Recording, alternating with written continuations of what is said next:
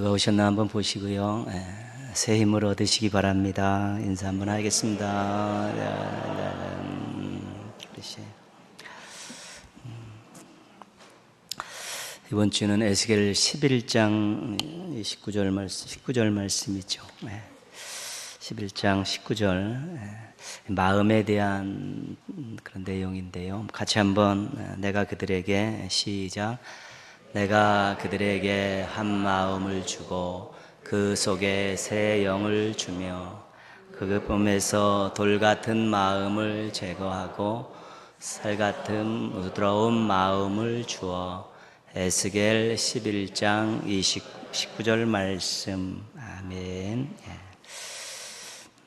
에스겔서 말씀은 포로로 잡혀간 백성들을 향한 위로와 소망의 말씀 가운데 있는 내용입니다.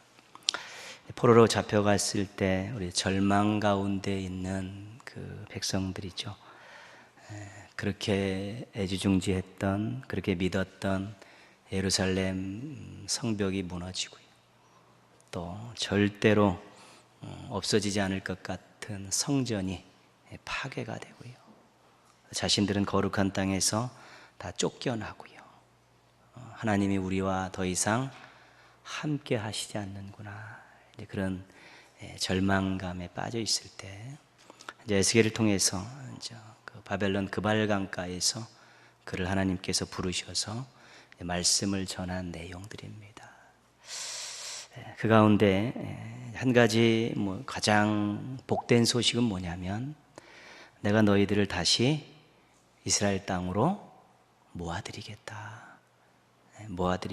너희들 이방 땅에 계속 머물게 하지 않겠다. 내가 반드시 이 땅으로 돌아오게 하겠다는 약속의 말씀을 주시고, 그 다음에 주신 말씀이 오늘 요절에 있는 그 앞뒤에 있는 말씀입니다. 돌아오는 것까지는 다 마찬가지죠. 그렇지만 돌아와서도 중요하다는 것입니다. 포로로 잡혀갔다가 돌아왔는데 옛날 옛 모습 그대로면 아무짝에 쓸모가 없는 것이죠. 돌아와서 하나님의 회복의 은총을 받은 이후에 어떻게 해야 되는 것들에 대해서 가르쳐주고 있는데요. 한 가지는 뭐냐면, 한 마음을 주시고 새 영을 주시겠다, 그 말씀이죠. 그러니까 이제는 그들이 흩어졌던 그런 마음들을 하나로 묶고, 거기서 하나님이 새로운 영을 주셔서 그들로 하여금 새로운 거룩한 공동체를 만드시겠다는 것입니다. 예전에 죄로 인해서 흩어졌지만 이제는 다시 돌아와서 그들이 정말 새로운 영으로 또 새로운 마음들을 품고 거룩한 공동체를 만드는 것이 그들에게 주어진 아주 중요한 사명이었습니다. 그리고 두 번째는 뭐냐면, 돌 같은 마음을 제거하고 살처럼 부드러운 마음을 주시겠다는 것이죠. 돌 같은 마음은 자기중심적인 마음입니다. 그 어떤 것도 쉽게 받아들이지 않고 변화하지 않는 고집스러운 마음이죠. 포로로 잡혀가기 전에 이스라엘 백성들의 마음이 돌 같은 마음입니다. 예언자들을 통해서 계속 말씀을 주시는데 말씀을 받아들이지 않습니다. 말씀은 말씀이고 나는 나라는 것이죠. 하나님 말씀보다 내 뜻이 더 중요하다는 그런 마음입니다. 이 돌 같은 마음이죠. 살처럼 부드러운 마음은 하나님 중심적인 마음입니다. 말씀에 찔림을 받고 회개하고 또 하나님 말씀에 순종하려는 의지가 생겨나는 그런 마음이 살 같은 마음입니다. 그래서 공동체가 하나 되어서 새로운 모습으로, 개인은 돌 같은 마음을 제거하고 살처럼 부드러운 마음을 갖게 해서 이제 하나님께서 이제 이 거룩한 땅에서 또 새로운 역사를 시작하시겠다는 것이죠. 그러면서 그들에게 새로운 마음을 주시면서 개인적으로 공동체를 회복시켜주는 이유가 있는데요. 20절 말씀입니다. 20절 말씀 제가 읽어보면요. 내 율례를 따르며 내 규례를 지켜 행하게 하리니 그들은 내 백성이 되고 나는 그들의 하나님이 되리라. 이 무슨 공동체를 만드냐면 말씀 공동체를 만드시는 것이죠. 그리고 어떤 마음들을 품게 하냐면 하나님 말씀에 순종하는 마음들을 갖게 하신다는 것입니다. 그렇게 될 때 하나님과 이스라엘 백성들이 정상적인 관계가 유지된다는 것입니다. 성경에 나오는 백성들은 말씀의 백성입니다. 하나님께서 출애굽한 이스라엘 백성들을 시내 산으로 끌고 가셔서 제일 먼저 하신 십계명을 주신, 구원받은 너희들이 나의 말씀대로 살아야지 나의 백성이고 내가 너희들의 하나님이 될 것이다, 그렇게 말씀하시지요. 그 말씀 자체는 능력이기도 하지만 말씀 자체는 말씀을 하시는 그분의 인격 자체도 그 속에 다 들어가 있는 것이죠. 말씀이 하나님이시다, 이런 것입니다. 그래서 그 말씀에 순종하는 말씀에 순종하는 공동체를 다시 만들어서 예전과 같이 하나님과 백성으로 친밀하게 또 멋지게 그렇게 살아보자, 이것이 하나님께서 주신 약속의 말씀입니다. 마음 관리를 잘 하셔야 합니다. 돌 같은 마음 갖고 살면 하나님 말씀이 늘 툭툭 튕겨나갑니다. 툭툭 튕겨나가. 자신 주장이 강하고 자신의 뜻이 강하면 말씀이 안착할 수 없습니다. 툭툭 튀어나가죠. 살같이 부드러운 마음은 주의 말씀이 스펀지처럼 쭉쭉 빨려 들어오는 것이죠. 깨달음의 은혜가 있고 순종의 의지가 나타나게 되면서 이 마음 때문에 좋은 신앙 또 좋은 공동체를 만들어갈 수 있게 되는 것입니다. 처음 관계는 하나님의 은혜로 맺어지는 것입니다. 그러나 관계 유지는 우리들이 해야 되는 것입니다. 하나님은 변함이 없으십니다. 우리를 사랑하시는 그 변함이 없어서 독생자를 희생하면서 우리를 자녀 삼아 주셨습니다. 그리고 여전히 그 마음은 변함이 없으신데 그 관계를 잘 유지하기 위해서 우리가 하나님의 말씀을 잘 받아들이고 말씀의 공동체를 만들고 주의 말씀대로 살려는 그런 모습들이 있을 때 그 관계가 지속될 수 있고 하나님의 끊임없는 사랑의 인도하심을 받고 살아가는 행복한 인생이 될 수 있는 것입니다. 신앙은 잘 먹고 잘 살자고 하는 게 신앙이 아닙니다. 하나님과 평생 함께 하자는 것입니다. 그게 신앙입니다. 잘 먹고 잘 사는 것은 하나님이 주신 부수적인 복입니다. 하나님의 백성들이 이 땅에서 참 나무럽지도 않게 살고 그것 주신 것 가지고 주님 영광을 위해 잘 살려고 주신 것이고요. 진짜 목적은 나는 너희 하나님이 되고 너희는 나의 백성이 되는 하나님과 함께하는 인생, 그것에서 그렇게 살고자 하는 것이 신앙의 핵심적인 내용입니다. 잊어버리면 큰일 납니다. 복 받으러 오는데 무슨 복을 받으니? 임마누엘의 복을 누리러 오는 것입니다. 하나님이 함께 하시면 악을골짝 빈들에도 가는 것이고요. 초가 삼간 속에서도 행복할 수 있는 것이고 고난 속에서도 찬송할 수 있는 것이니 하나님과 함께하는 것이 신앙의 궁극적인 목적이고 하나님이 이스라엘 백성들을 그 이방 땅 바벨론에서 다시 귀환시키시면서 그들에게 요구하셨던 것도 말씀의 백성이 되라, 말씀의 공동체를 만들자. 그럼 나는 너희들의 하나님이고 너희는 나의 백성으로 한번 잘 살아보자꾸나. 이것이 하나님의 마음이셨던 것입니다. 살 같은 마음 개인적으로 잘 준비하시고 하나된 마음 우리 서로 잘 준비하셔서 하나님과 평생 아름다운 관계를 맺고 살아가는 우리 행복한 성도들 되기를 축복합니다. 예. 이거 그냥 틀죠.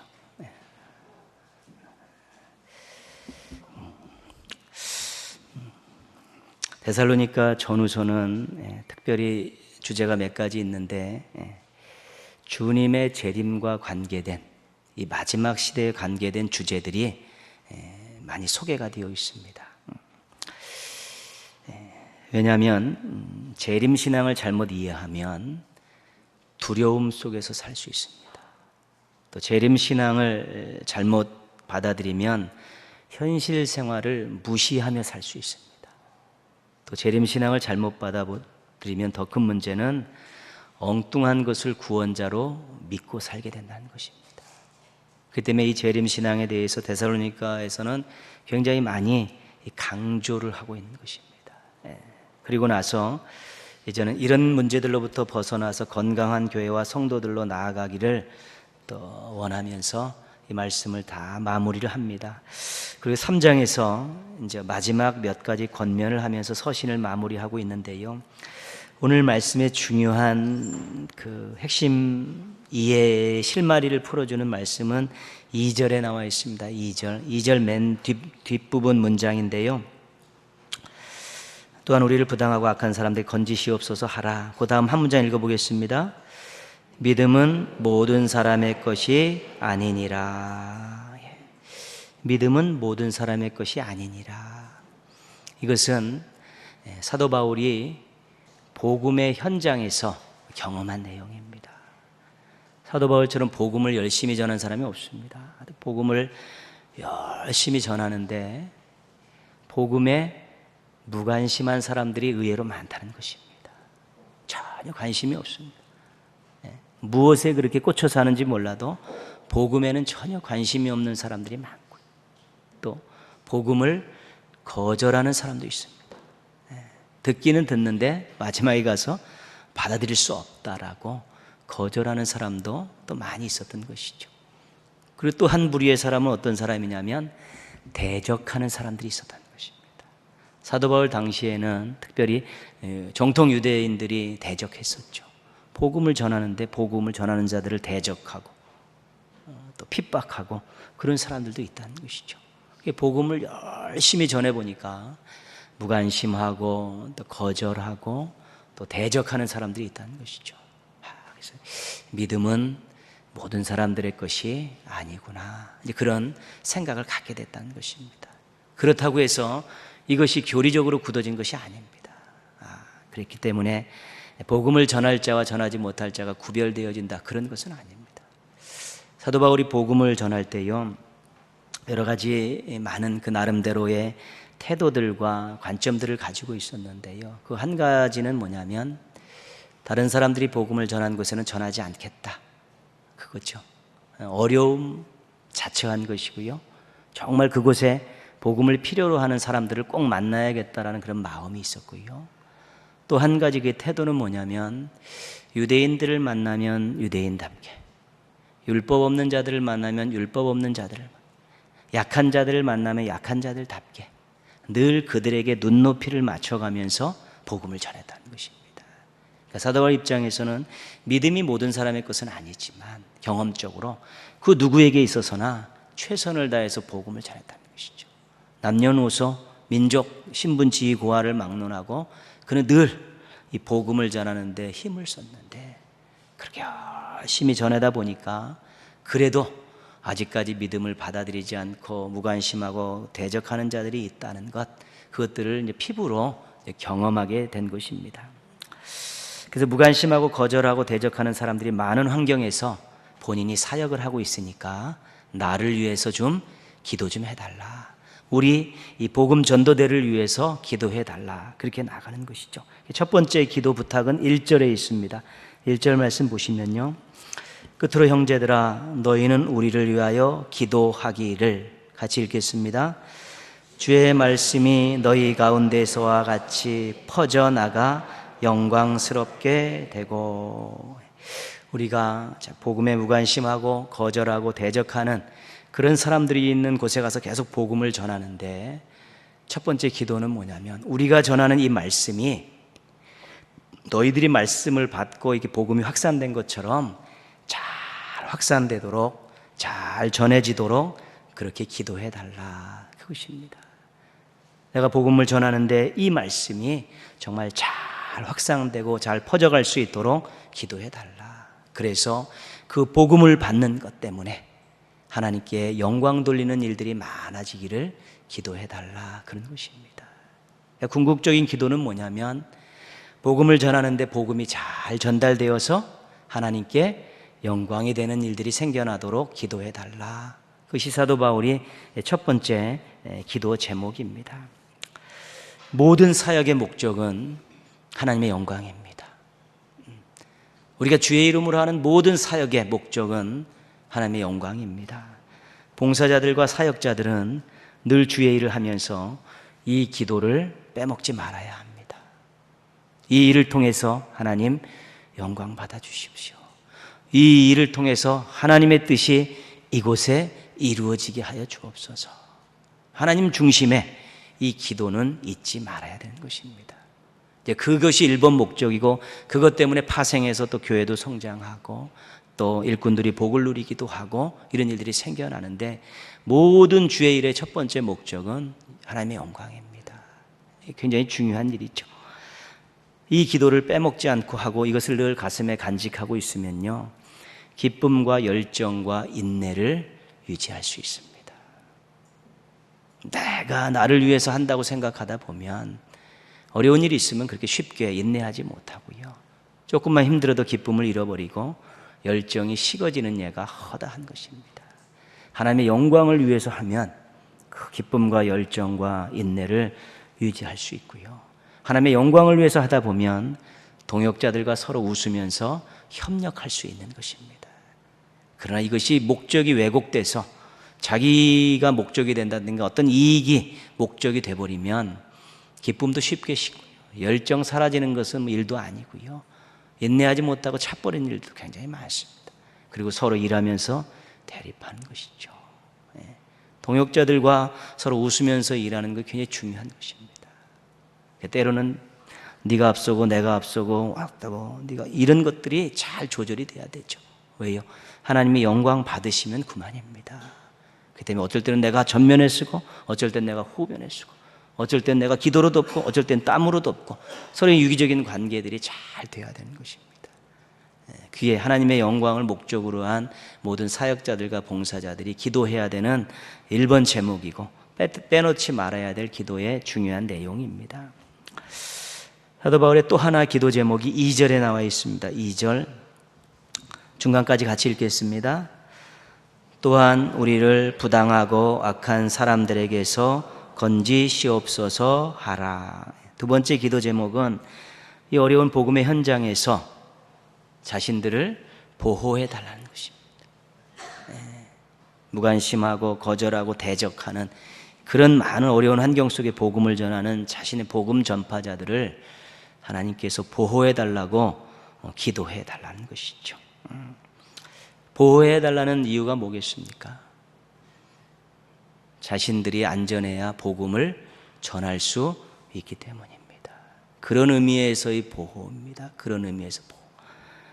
하나님의 영광을 계속 돌릴 수 있기 원하기 때문인 것입니다.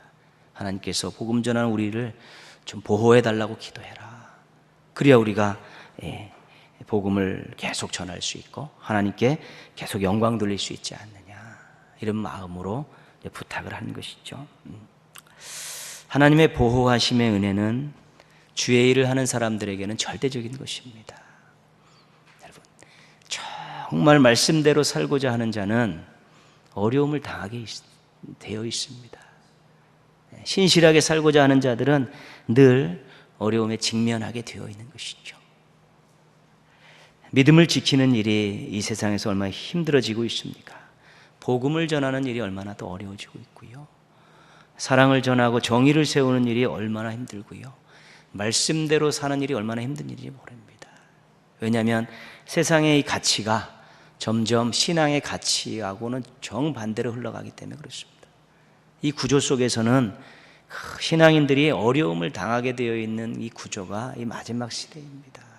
정말 조그만 어떤 공동체, 조직사회 안에 들어가서 믿음대로 살기가 얼마나 어렵고 힘든지 모르고요, 지금도 우리가 계속해서 외신을 통해 들려오는 일들이요, 지금 계속해서 기독인들이 순교를 당하고 있습니다. 이슬람권에서도 공산권에서도 그런 일들이 점점 많아져 가고 있는 것이죠.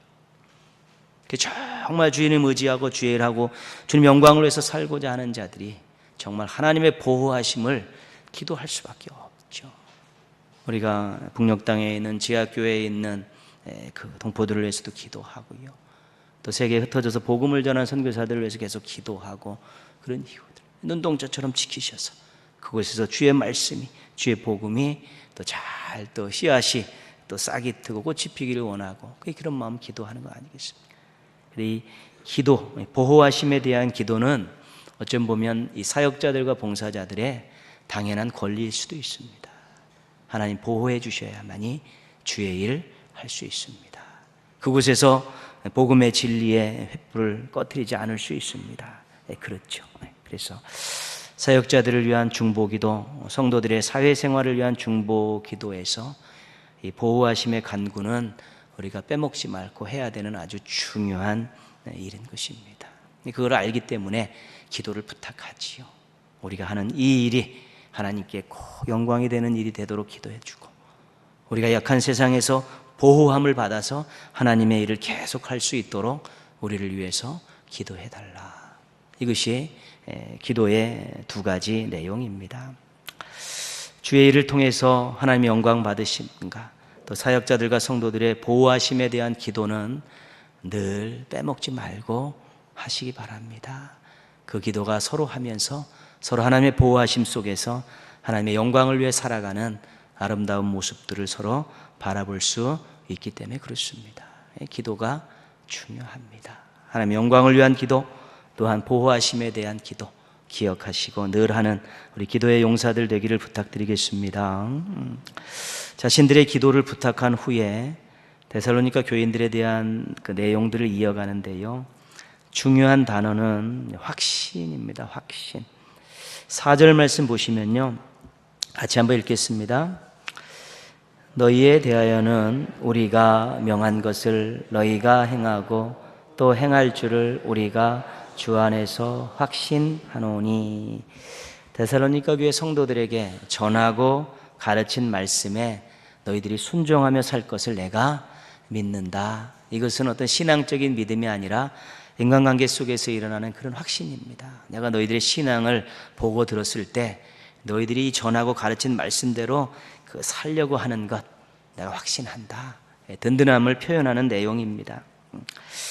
전하고 가르친 말씀은 데살로니가 전후서를 볼 때 신앙과 삶에 대한 내용입니다. 특별히 고난 가운데서 취해야 될 태도들에 대해서 많이 이야기하고 있습니다. 3절 말씀이요, 이제는 데살로니가 교인들을 향해서 자신의 확신을 한 가지 그들에게 들려주고 있습니다. 3절 읽겠습니다. 주는 미쁘사 너희를 굳건하게 하시고 악한 자에게서 지키시리라. 아멘. 하나님은 신실하시기 때문에 너희들의 믿음을 굳건하게 하시고 악한 자에게서 지켜주실 것을 내가 확신한다. 그런 것이죠. 이것은 하나님의 능력에 대한 확신입니다.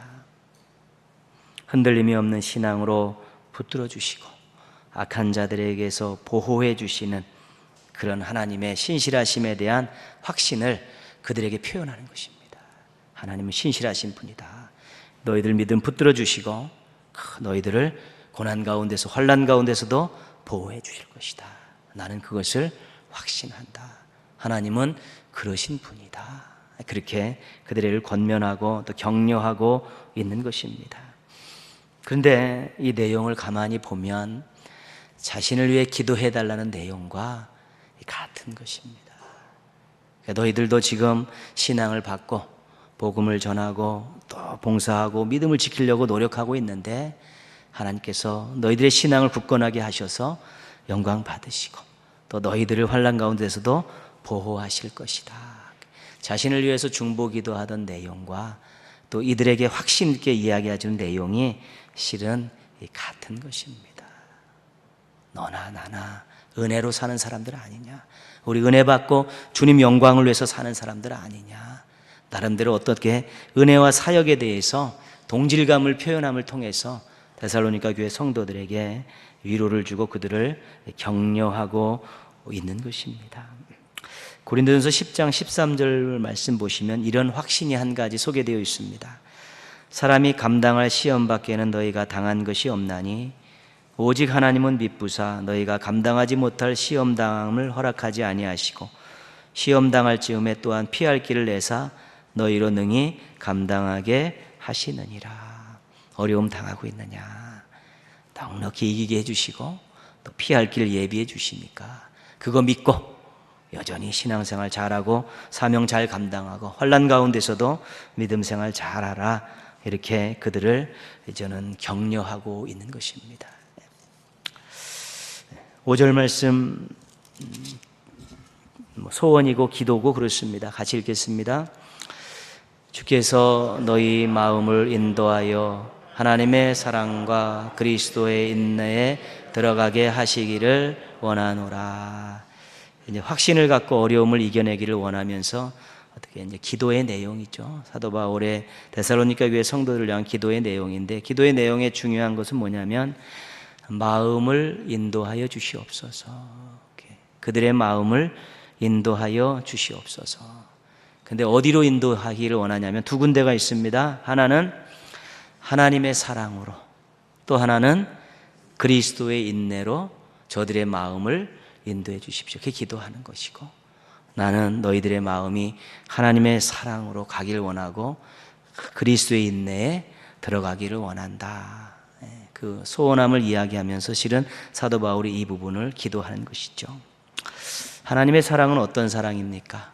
하나님의 사랑, 우리가 다 경험하고 알고 있는 사랑이죠. 최고의 사랑은 독생자를 주신 사랑입니다. 독생자를 주신 사랑. 아까워하지 않으시고 최고의 것을 우리에게 주셨기 때문에, 가장 귀한 것을 주셨기 때문에 그 다음 것들은 당연히 주시고도 남음이 있다는 것이죠. 또 하나님의 사랑은 어떤 사랑입니까? 로마서 8장으로 보면 그 어떤 피조물도 끊을 수 없는 쇄심줄 사랑이라는 것입니다. 독생자를 주신 사랑, 그 어떤 피조물도 끊을 수 없는 쇄심줄 사랑이죠. 근데 그 사랑으로 마음이 인도함을 받는다는 것이죠. 이게 무슨 말이에요? 그 사랑을 가슴 속에 채운다는 것이죠. 여러분, 하나님이 나에게 최고의 것을 주셨습니다. 하나님의 사랑은 그 어떤 피조물도 끊을 수 없는 사랑입니다. 그 사랑이 가슴 속에 넘쳐나면 환난 가운데서 얼마든지 이겨낼 수 있는 것입니다. 어려울 때 이 사랑 안에 거하면 잘 감당할 수 있습니다. 바울과 실라처럼 옥중에서 찬송할 수 있고요, 다니엘처럼 놀라운 일들을 경험할 수 있는 것입니다. 이 사랑이 두려움을 쫓아내는 것이죠. 담대해지는 것입니다. 환난이라는 것, 핍박이라는 것이 가장 치명적인 건 뭐냐면, 신앙인들에게 한 대 두드러 맞고 목숨 잃고 그렇게 하고 간단히 끝나는 것이 아니라, 이 환난과 핍박이라는 것은 신앙인들에게 두려움을 주는 것입니다. 그리고 두려움을 주면 주인이 바뀔 수 있습니다. 두려움을 주면 변절할 수가 있다는 것입니다. 이 두려움이, 고문이라는 것이 뭡니까? 고문이라는 것, 엄청나게 두려움을 주는 것입니다. 아프기도 하지만요, 실은 아프게 그렇게 무식한 방법을 뚫어패는 것이 아니라 기가 막히게 기술자들은 공포를 주는 것이죠. 그 다음 뭐가 올까? 어떠고? 막 이런 마음들을 줘가지고 그로 하여금 자기의 마음을 유지할 수 없게끔 만들어내는 것이죠. 근데 이 하나님의 독생자를 주신 사랑과 끊어지지 않는 영원히 계속되는 그 사랑을 가슴에 간직하면 그 어떤 환난과 핍박 속에서도 자기의 마음을, 하나님께 향한 자기의 마음을 유지할 수 있다는 것입니다. 그래서 하나님, 데살로니가 교회가 환난을 당하고 있는데 그 성도들의 마음을 하나님의 사랑으로 인도해 주십시오. 그들의 마음에 하나님의 그 크신 사랑, 그 계속되는 영원한 사랑을 가슴에 담게 해 주십시오. 그러면 그들이 환난 가운데서도 얼마든지 이길 수 있기 때문에 그런 기도를 하고 있는 것이고요. 그리스도의 인내는 어떤 인내입니까? 죄인들을 위해서 고난과 죽음을 감수한 것이죠. 십자가에서 당하셨던 그 인내는 그 누구도 흉내낼 수 없는 인내입니다. 그 모든 것을 참으셨죠.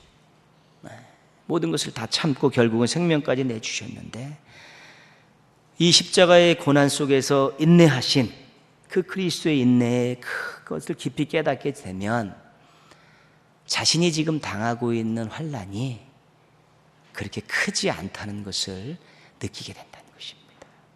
주님 십자가 고난 받으시며 참으신 것 생각하면 자신이 당한 고난은 그거 외에도 형편없이 못 미치는 것이, 자신도 그래서 참아낼 수 있는 인내가 생겨난다는 것입니다. 그래서 이 마음을 그리스도의 인내로 인도해 주십시오. 그래서 그 그리스도가 당한 그 고난과 인내를 묵상하다 보면 자신이 당하 있는 그 지금의 환경이 그리스도의 십자가에 비하면 아무것도 아니고, 그분이 나의 죄를 위해서, 나의 구원을 위해서 참으셨는데 내가 주의 영광을 위해서 이 정도도 참을 수 없겠느냐, 이런 마음들이 들면서 그 고난과 환난을 이겨낼 수 있게 되기 때문에 그런 기도를 하고 있는 것입니다. 사도 바울은 확신을 가지고 기도를 부탁하고 있습니다. 신실하심에 대한, 내가 누구에게 기도를 부탁하는데 저 사람이 하나님께 믿음으로 기도하면 그 기도가 하나님께서 나에게 응답해 주실 것이다. 그런 확신이 없으면, 기도는 확신이 없으면 할 수 없는 것입니다. 해도 아무짝에 쓸모없는 넋두리밖에 안 되는 것입니다. 하나님께서 약속하신 것을 이루시고 하나님의 능력은 이 문제를 해결해 주시고 하나님의 사랑이 계속 임할 것이라는 확신이 있을 때 기도도 할 수 있고 기도도 부탁할 수 있는 것입니다. 기도의 맛을 알면 기도를 안 할 수가 없고요. 기도의 능력을 알면 기도 부탁을 당연히 하게 되는 것입니다. 그래서 사도 바울은 그런 확신이 있기 때문에, 신실하심과 능력에 대한 확신이 있기 때문에 너희들 내가 복음의 현장에, 어려운 복음의 현장에 있는데 하나님의 영광을 위해서 계속 복음을 전할 수 있도록, 또 하나님께서 눈동자처럼 보호하도록 나를 위해서 기도해달라, 이 부탁할 수 있었고요.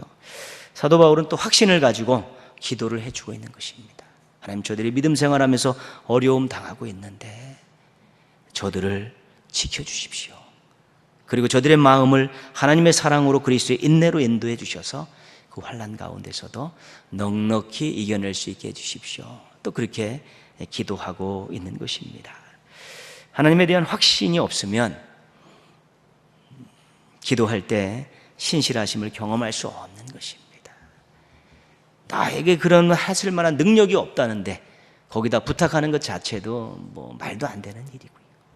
그를 들어주실 것이라는 확신도 없는데 그 앞에 가서 머리 숙이고 쭈글쭈글 대는 그 자체가 아무 의미가 없는 것입니다. 그러니까 기도의 자리는 확신의 자리입니다. 확신이 없는 기도는 아무런 역사를 일으킬 수 없는 것입니다. 믿음의 역사가, 의인의 간구가 놀라운 일들을 일으키는 이유는 무엇이 잘났다는 것이 아닙니다.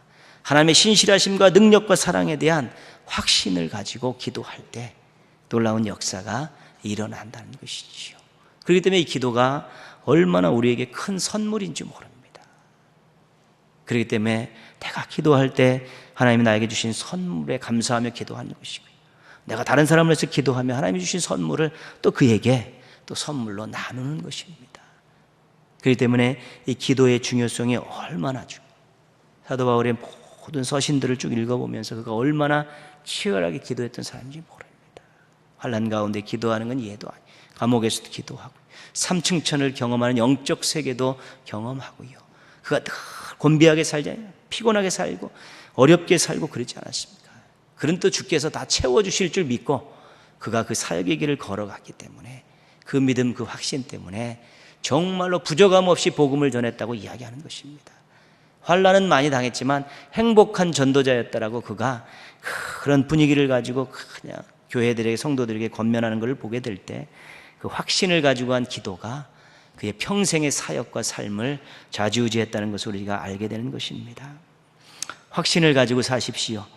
하나님의 신실하심, 그리고 하나님의 능력과 사랑에 대한 확신입니다. 기도 생활 충실히 하십시오. 자신도 열심히 기도하지만 서로 기도해주는 아름다운 모습들을 늘 유지하십시오. 거기에 또 우리가 새로운 은혜를 경험할 수 있는 열쇠가 있는 것이고요. 새로운 은혜를 경험해야만이 또 새로운 은혜를 사모할 수 있게 되는 것이고요. 그렇게 은혜의 징검다리를 건너가는 행복한 신앙인들이 되어질 수 있게 되는 것입니다. 하나님에 대한 확신과 서로에 대한 기도로 충만하고 담대한 모습을 늘 유지하고 사는 성도들 되기를 축원합니다. 예.